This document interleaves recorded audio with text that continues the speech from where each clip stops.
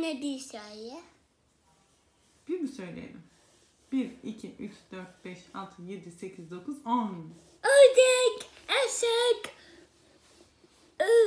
tuz, maymun, çocuk,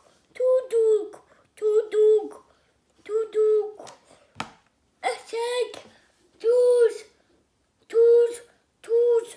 baykuş, halı, tavşan, dik. Delik mi? Tamam.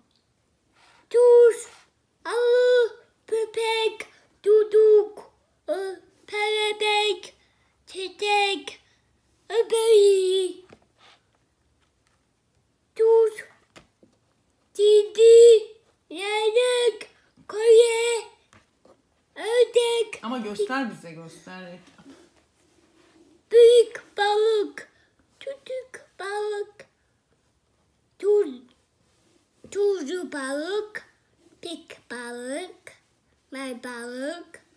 may balık, şabalık, tuzlu balık, dişi balık, şabalık, tuzlu balık. Bu büyük balık, küçük balık. Ördek,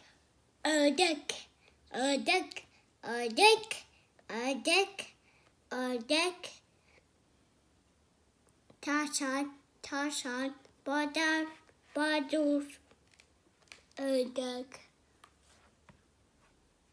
Bak.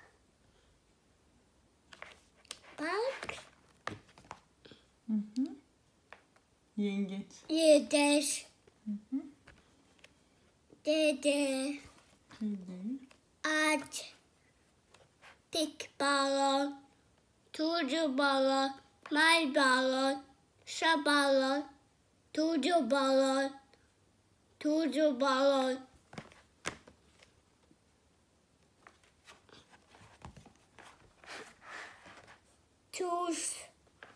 Tuz.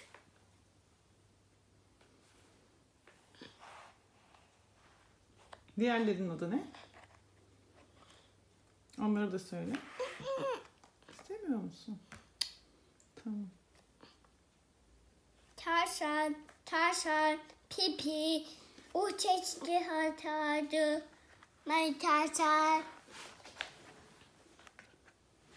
tavşan. Tavşan dediklerin fare ama. Fare, Onlar fareler, evet. tuz, uçuyor.